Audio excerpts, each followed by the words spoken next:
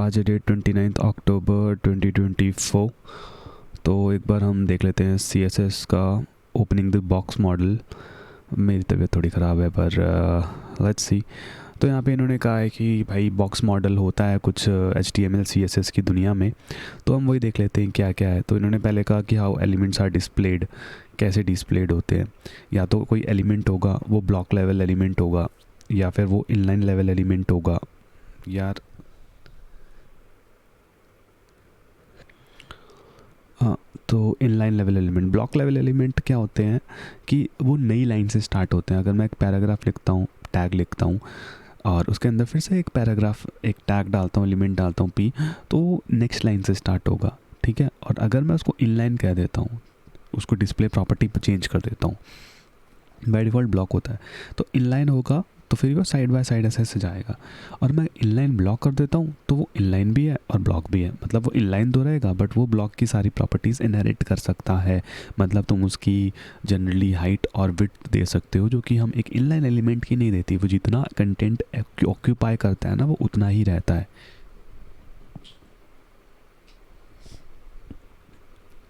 ये रहा inline block element का डेमो। तो CSS देखें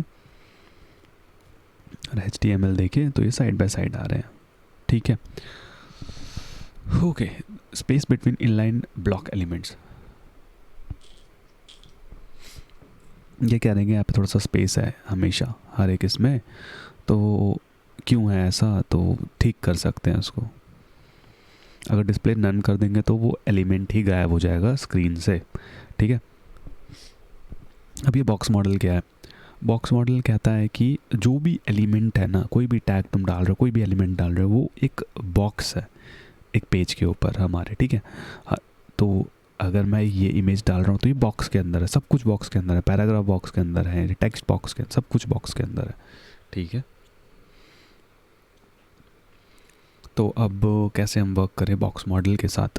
तो बॉक्स की कुछ कुछ प्रॉपर्टीज़ होती हैं हर एक बॉक्स का। तू बता सकता है बॉक्स की हाइट कितनी हो, बॉक्स की विड्थ कितनी हो। तू बता सकता है बॉक्स के अंदर तेरा कंटेंट जो है बॉक्स के अंदर, लेट्स से कि यही एक कंटेंट है, तो इसके अराउंड, ये अगर ये बॉक्स है तो ये तो खुद में है, तो इसके अराउंड पैडिंग कितनी हो, मतलब ये ब्रीथिंग स्पेस कितनी ले रहा है अपने अंदर ही, पैडिंग हो। एक बॉर्डर है और बॉर्डर के बाद मार्जिन है, मतलब ये विड्थ और ये हाइट के इन दो, अगर ये एलिमेंट है, इन दोनों के बीच में गैप रहे, एक ब्रीथिंग स्पेस रहे, वो मार्जिन है। तो यही है चीज़ें जो प्रॉपर्टी हैं। बॉर्डर है, देखा, हाइट, मार्जिन, विड्थ। ठीक है, तो अगर मैं कोई पैराग्राफ लिखता हूँ, कोई एलिमेंट लिखता हूँ जैसे यहाँ पे, तो ये कितनी स्पेस ले रहा है ये हमें कैसे पता चलेगा। देख रहे हैं ये अपने आप में कैसे कैसे कर रहा है। अगर देखूं तो ये कितना साइज़ है ये हम सब बताता है। तो वो देख लेते हैं।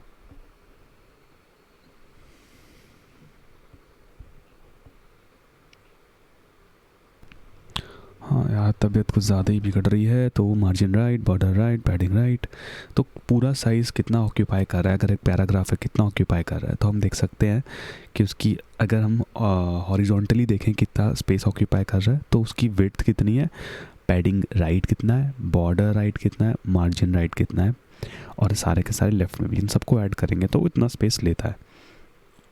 तो अगर हम हॉरिजॉन्टली देखें तो 420 + 6 + 20, 20 + 6 + 20, ऐसे टॉप में जाते हैं 100 + 20 + 6 + 20। ठीक है, तो ऐसे वर्क करता है ये। ठीक है, ये ऐसे है और ऐसे है। ठीक है, तो अब ये देख लेते हैं विड्थ एंड हाइट क्या है, ऐसे ही देख लेते हैं ना।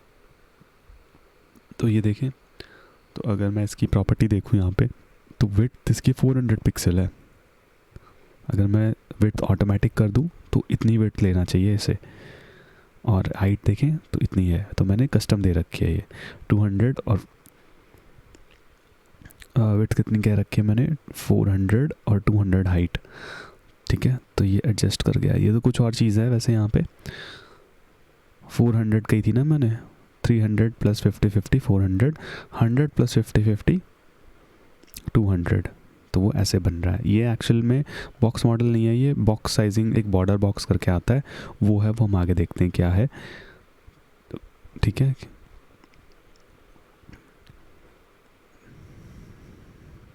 वर्टिकल हाइट सेट करता है, एलिमेंट कितनी जगह ले रहा है, तो उसको ऐसे ही देख लेते हैं ना कैसा दिख रहा है।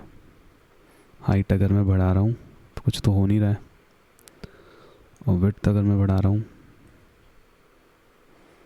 तो हमें दिख रहा है तो विड्थ बढ़ रही है। ठीक है, साइजिंग इनलाइन एलिमेंट, अब ये कह रहे हैं कि ना जो इनलाइन एलिमेंट्स हैं वो विड्थ और हाइट एक्सेप्ट नहीं करते हैं, सिंपल सी बात है बस। मार्जिन एंड पैडिंग की बात करें तो मैंने बता ही दिया यार, मार्जिन दो एलिमेंट के बीच के अंदर जो ब्रीदिंग स्पेस चाहिए, अगर एक पैराग्राफ है एक और पैराग्राफ है, मैं चाहता हूँ दोनों के बीच में थोड़ा ब्रीदिंग स्पेस हो, तो मार्जिन दे दिया मैंने।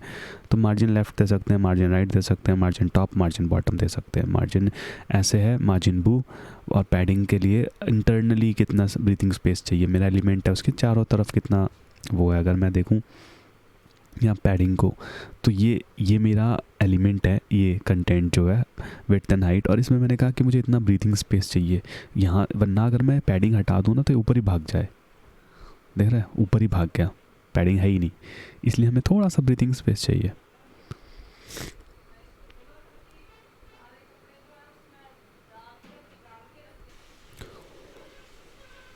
ठीक है, और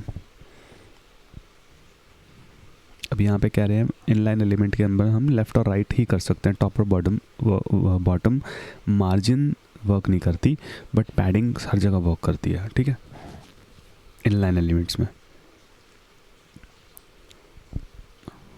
तो यहाँ पे बता रखा है, अगर ये तुम देखोगे तो ये टॉप लेफ़्ट बॉटम और राइट इन सबको एक साथ 20 पिक्सल देता है, बट अगर तुम यहाँ पे बात करते हो तो ये टॉप और बॉटम को देता है और ये लेफ़्ट और राइट को देता है, फाइन है। और तुम अलग अलग भी दे सकते हो, टॉप बॉटम लेफ़्ट राइट। ठीक है, तो ये सब तो नॉर्मल चीज़ें हैं, ये बेसिकली ये कहते हैं कि ये ट्रांसपेरेंट होते हैं। अगर पैडिंग के अंदर तुम्हें कलर डालना है, जैसे मैंने अभी डाला ना बैकग्राउंड कलर करके, वो वाली चीज़ है कि हम मैं बैकग्राउंड कलर डाल दिया तो पैडिंग का कलर भी वही होगा, ऐसे कोई कलर नहीं होता है, सारे ट्रांसपेरेंट होते हैं। बॉर्डर की बात करिए तो बॉर्डर क्या होता है, यहाँ पे एक बॉर्डर आता है, ये दिखा देंगे क्या होता है बॉर्डर, तो ये होते हैं बॉर्डर्स। अगर हमें डालना है तो बॉर्डर का सिंटेक्स ये है कि तुम्हारी बॉर्डर की जो साइज़ है वो कितना होगा, बॉर्डर का टाइप क्या है, बॉर्डर का कलर क्या है। ठीक है, विड्थ स्टाइल कलर, तो हम बॉर्डर को फिर बॉर्डर बॉटम को भी हम कर सकते हैं, चीज़ें कर सकते हैं, जैसे बॉर्डर बॉटम को ही तुमको चेंज करना है तो वो कर दिया, बॉर्डर बॉटम की विड्थ बदलनी है तो ऐसे से करना है, तो ये लगा के हम ऐसे कर सकते हैं। बॉर्डर रेडियस है तो वो सर्कुलर सा बन जाएगा, अगर दिखाएं तो ऐसा ऐसा दिखेगा। ठीक है, कोई दिक्कत नहीं है। बॉर्डर टॉप राइट रेडियस, ये भी देख सकते हैं हम कि भाई टॉप एंड राइट इस रेडियस को बदलना उतना हमारे पास वो है, बट जब तुम करने लगो तो भी देखना, ये मतलब बॉर्डर लगाओगे तो बॉक्स साइजिंग की बात हो रही है, जैसे कि हमारे इसमें हमने जो विड्थ दी और हाइट दी, अगर हम देखते हैं तो वो विड्थ हाइट ज़रूरी नहीं है वो ही हो जो हमने डिक्लेयर करी है। जैसे जब ये मैथ कर रहे थे तो इन्होंने विड्थ और हाइट 400 एंड 100 ऐसे कुछ दे रखी है, बट अगर हम देखते तो 492 आती है और ये आती है कुछ एक्स्ट्रा आती है। तो इसी को रिजॉल्व करने के लिए हमारे पास बॉक्स साइजिंग एक और प्रॉपर्टी है। तो बॉक्स साइजिंग में कहते हैं जितना हमारा साइज़ होगा ना उतना ही रहेगा, प्लस ऑब्वियसली मार्जिन और ऐड होगा, क्योंकि हमारा 3 टाइप के होते हैं ये बॉक्स साइजिंग। कंटेंट बॉक्स जो कि डिफ़ॉल्ट है, ठीक है, डिफ़ॉल्ट है, इसको हम यूज़ नहीं करने वाले। तो पहली बात यही है कि जो विड्थ और हाइट है वो हमेशा सेम ही रहने वाली है। अगर मैंने 400 कहा तो 400 ही रहेगा, बट अगर तुम कंटेंट बॉक्स यूज़ कर रहे हो तो जैसे अभी नॉर्मल चलता है वैसे ही चलेगा, सब कुछ ऐड होता रहेगा, सब कुछ ऐड होगा, पैडिंग ऐड होगी, बॉर्डर ऐड होगा, मार्जिन ऐड होगा। बट अगर यहाँ पे ये कुछ नहीं कह रखा है, यहाँ पे पुराने ब्राउज़र को सपोर्ट करने के लिए ये ऐसे ही हमको यूज़ करना पड़ता है, वरना बॉक्स साइजिंग ऐसे कर सकते हैं। ठीक है, तो फायरफॉक्स के लिए ये है, इसके लिए ये है, एंड इसके लिए वेबकिट है। ठीक है, पैडिंग बॉक्स के बारे में बोल रहा है कि पैडिंग बॉक्स अब डेप्रिकेटेड हो गया तो हम देखते ही नहीं है इसको। ठीक है, डेप्रिकेटेड, ठीक है। अब बॉर्डर बॉक्स क्या है? अब बॉर्डर बॉक्स ही है जो कि हम रेकमेंड करते हैं यूज़ करना। तो content box, padding box, border box, तो बॉर्डर तक तुम कुछ भी डाल लो, साइज़ हमेशा सेम रहने वाला। तुमने कहा 400 की विड्थ है और 100 की हाइट है तो वही रहेगी अप टू बॉर्डर। अगर तुम मार्जिन ऐड करना स्टार्ट होते हो तो मार्जिन ऐड होगा फिर। फॉर एग्जांपल अगर यहाँ देखूँ तो मैंने कहा था इसकी हाइट, इसको रिफ्रेश कर लेते हैं, तो मैंने कहा विड्थ 400 है और हाइट 200 है।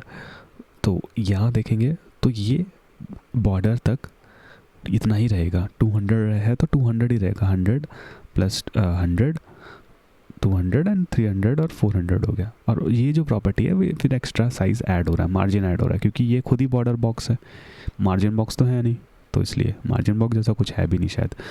तो बस यही है, सिंपल सी चीज़ है, ठीक है। तो ये कहते हैं कि बॉर्डर बॉक्स यूज़ करो, फ़ाइन है। फिर डेवलपर टूल के बारे में बताया है, इन प्रैक्टिस इन्होंने ये वेबसाइट बनाई है, देखना है क्या ये CSS कैसी है।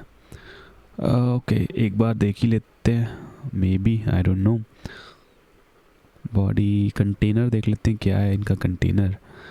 मार्जिन दिया है, लेफ़्ट राइट पे कह दिया ऑटो, और ऊपर नीचे से मार्जिन कह दिया 0, ठीक है। तो अगर मैं ये हटा दूँ तो मेरा सारा कंटेंट ऐसे होता, बट मैंने मार्जिन लेफ़्ट राइट में दे दिया है ऑटो करके, तो ये मेरे को बीच में लाया। मेरे को बीच में ही क्यों लेकर आया?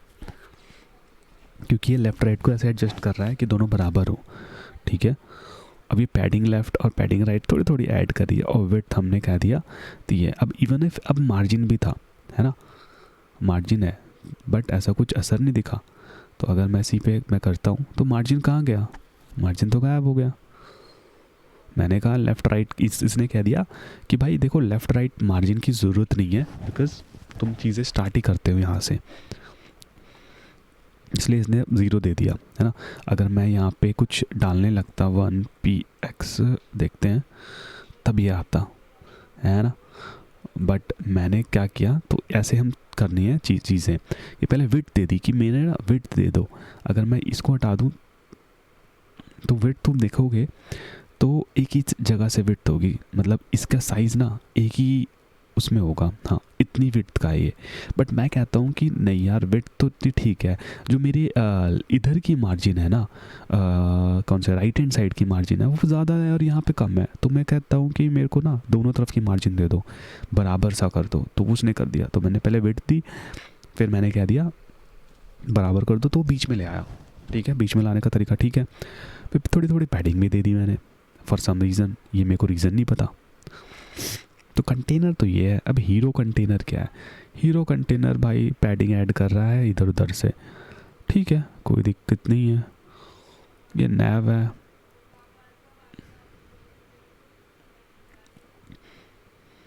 ये फिर से कंटेनर है, कोई दिक्कत नहीं है। और कुछ है ऐसा? कंटेनर है, डेमो पेरेंट तो मैंने डाला है, पैराग्राफ टाइप मैंने डाला है, ठीक है। तो कुछ है ही नहीं। ये बस CSS भी देख लेते हैं। तो ये तो हमारा पहले से ही था। हमने सब कह दिया, स्टार, बिफोर, आफ्टर सबको बॉर्डर बॉक्स दे दो। कंटेनर में दिखाई दिया, सारी हेडिंग में थोड़ा सा मार्जिन बॉटम डाल दिया, for some reason I don't know, no idea. तुम देखोगे तो मार्जिन बॉटम है यहाँ पे हर जगह। थोड़ी थोड़ी स्पेस दी है कि मेरे नीचे जो भी मेरी हेडिंग है थोड़ा सा स्पेस चाहिए मुझे, ब्रीथिंग, ठीक है। बटन के बारे में थोड़ा बता दिया कि इनलाइन ब्लॉक है, मार्जिन नहीं है, रेडियस है, बटन अल्टरनेटिव जो भी है। हीरो भी देखा ही यार, ये मैंने ही बनाया, तो कुछ है ही नहीं ऐसा खास CSS के अंदर। तो ठीक है यार, आई मीन